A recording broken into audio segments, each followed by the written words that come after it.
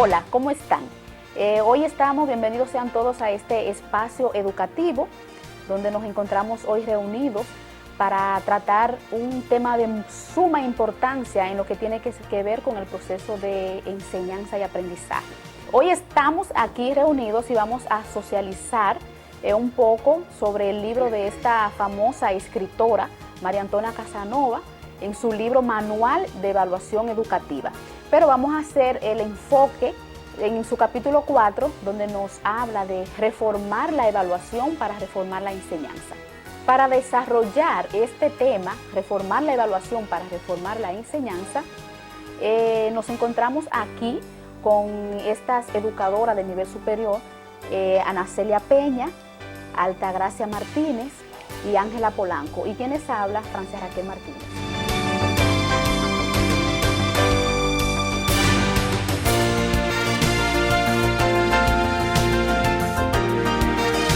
Resulta tan decisiva la evaluación para mejorar los procesos de enseñanza y aprendizaje. Es importante el cambio de evaluación para conseguir el modelo educativo exigido por la sociedad. Estas son interrogantes que nos llegan a nuestra cabeza cuando partiendo del supuesto de que mejorar la evaluación para mejorar el proceso de educación. Resulta absolutamente imprescindible establecer un modelo de evaluación acorde con la sociedad que se pretende, con los objetivos generales del sistema y con el modelo de persona idónea para vivir dignamente en la sociedad que se está desarrollando actualmente. Pero antes de continuar con la importancia de la evaluación para mejorar el proceso de enseñanza, es muy importante resaltar que la educación está influenciada ideológicamente por el tipo de sociedad donde se implementa. La sociedad, a medida que se desarrolla, que evoluciona, de igual manera la educación se debe ir adaptando a esos cambios. La educación no se mantiene estática en el desarrollo del tiempo.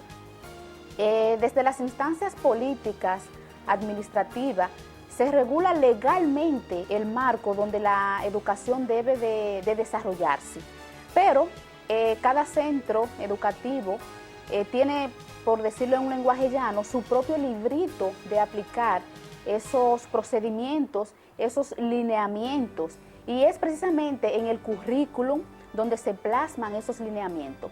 Todos los centros educativos deben dirigirse por esa misma línea para obtener los objetivos que se pretenden, porque en el currículum se plasma qué tipo de ciudadano, qué tipo de persona es el adecuado para vivir en la sociedad. O sea, que la sociedad misma nos va diciendo los lineamientos que hay que implementar en el currículum.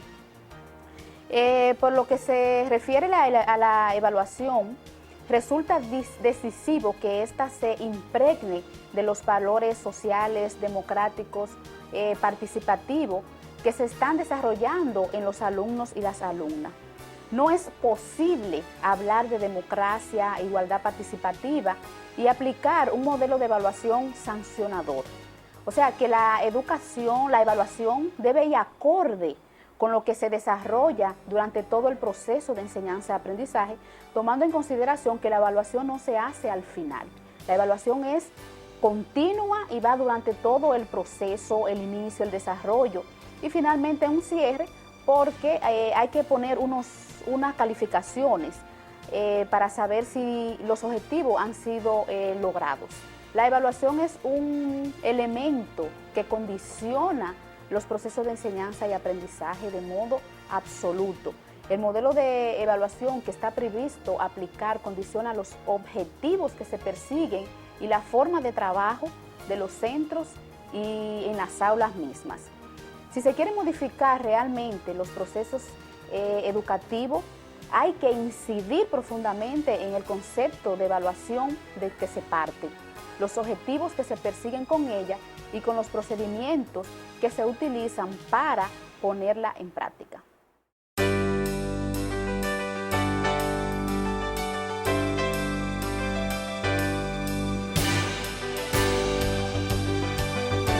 ¿Para qué reformar la evaluación?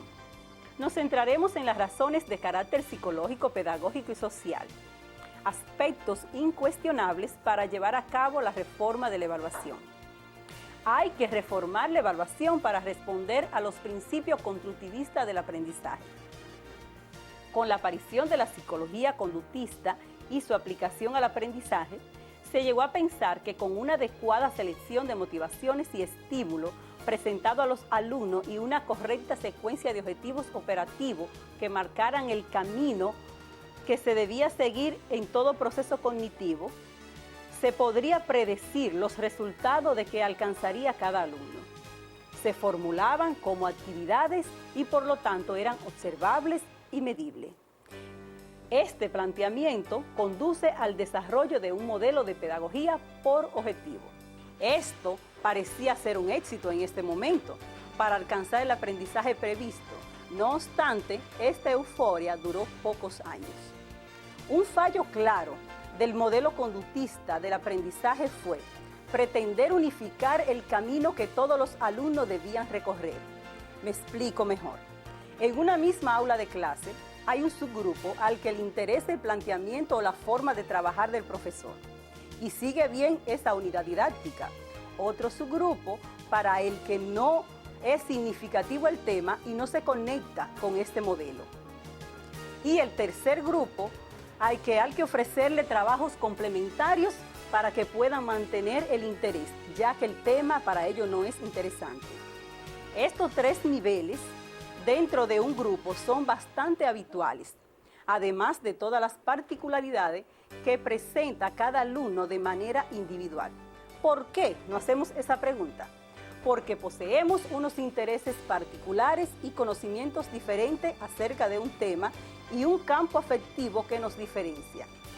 Y eso obliga a la necesidad de adaptar la enseñanza a esas peculiaridades individualizadas.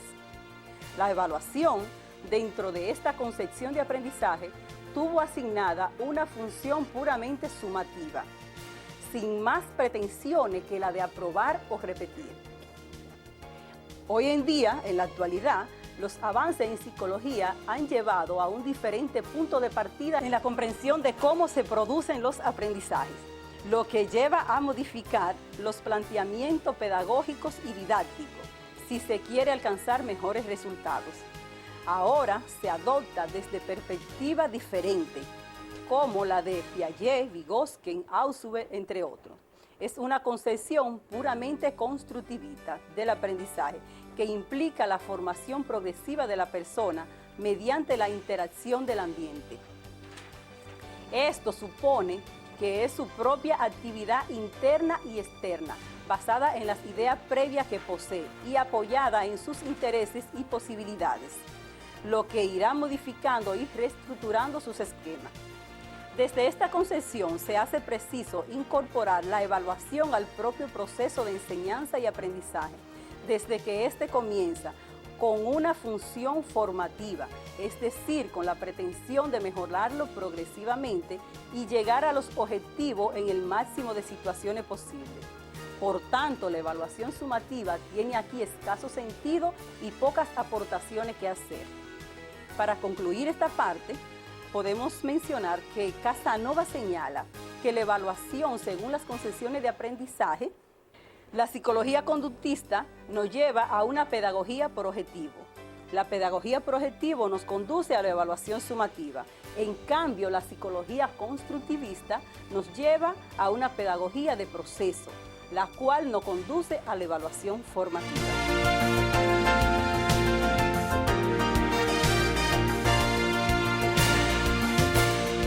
Continuando con el razonamiento anterior, para alcanzar los objetivos de la evaluación, se hace necesario modificar la metodología tradicional, puesto que ésta solo se basaba centrada en el maestro y en el estudio del alumno. Por eso es necesario que si se pretende que el alumno sea un ente participativo, colaborativo, crítico, un alumno que respete las ideas de los demás, es necesario que la metodología favorezca situaciones que se practiquen en la vida diaria, o sea, que pueda el estudiante practicarlo en su vida diaria y por ende esto va a favorecer que el estudiante sea un estudiante autónomo. Para ello es imprescindible reformar la evaluación como medio de garantizar la permanencia de estos valores, o sea, esas actitudes en los alumnos debemos incentivarla, aunque a la hora de valorarla, de evaluarla, es un poquito difícil lo que tiene que ver con nosotros ponerle, asignarle un número, un valor a eso. Sin embargo, es la parte más importante para nosotros valorarla e introducirla, incentivarla en los alumnos, este tipo de actitudes. Por eso es necesario entonces que podamos introducir como docentes prácticas de autoevaluación y evaluación en los alumnos, para que no solamente ellos puedan evaluar su entorno, sino también ellos mismos puedan evaluarse y de esa manera entonces ellos puedan aprender a valorar, porque solo se aprende a valorar valorando. Entonces para ello podemos utilizar también tanto la evaluación cuantitativa, que es una evaluación objetiva, y la evaluación cualitativa. Todo va a depender del entorno y la finalidad que nosotros queramos utilizar, para utilizar tanto una evaluación cuantitativa o cualitativa. O sea, no podemos demeritar ninguna de las dos, ambas son importantes, y en un determinado proceso de evaluación vamos a necesitar utilizar una o otra o ambas a la vez, para nosotros poder hacer una evaluación integral y una evaluación objetiva.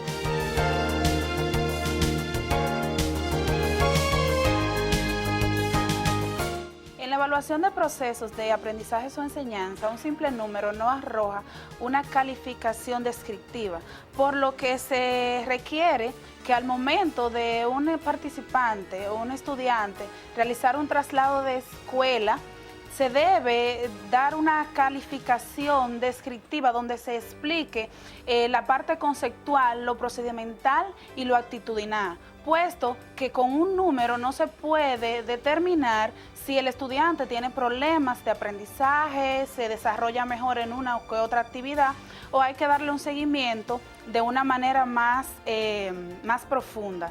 En esta parte se puede utilizar la evaluación diagnóstica para tomar un curso de acción de manera objetiva. Y hablando de objetividad, la evaluación solamente puede ser objetiva si se toma en cuenta lo que es la evaluación auténtica, puesto que no se puede evaluar a todos los estudiantes de la misma forma. Un caso particular que sucede en las evaluaciones es que muchos estudiantes se pueden equivocar, varios estudiantes pueden equivocarse en una respuesta, y el profesor puede darle la misma calificación o un calificativo de mal, pero hay que hacer un estudio más profundo, puesto que, por ejemplo, un estudiante puede equivocarse en el momento de la visualización, puede confundir una palabra o un número por otro, tener una condición emocional que le imposibilite tomar una decisión objetiva. En este caso, el objeto de evaluación debe ser los propósitos u objetivos que se deben lograr en el proceso de enseñanza-aprendizaje, cosa que no se hace siempre, sino que se evalúa lo que es lo conceptual. En este caso, no se debe evaluar de esta manera, puesto que debemos tomar en cuenta qué perseguimos con la evaluación. Por tanto, la evaluación no debe hacerse al final, como se acostumbra, sino que debe ser un proceso continuo desde el inicio hasta el final de un proceso de enseñanza y aprendizaje. Otro punto a tomar en cuenta son los agentes evaluadores. Siempre se evalúa al estudiante. El profesor evalúa al estudiante, el cual no tiene prácticamente ninguna participación en este proceso, por lo que se debe tomar en cuenta que el estudiante debe hacerse una autoevaluación y una coevaluación. Además, también integrar a las familias, a los agentes que intervienen en el proceso de enseñanza y aprendizaje.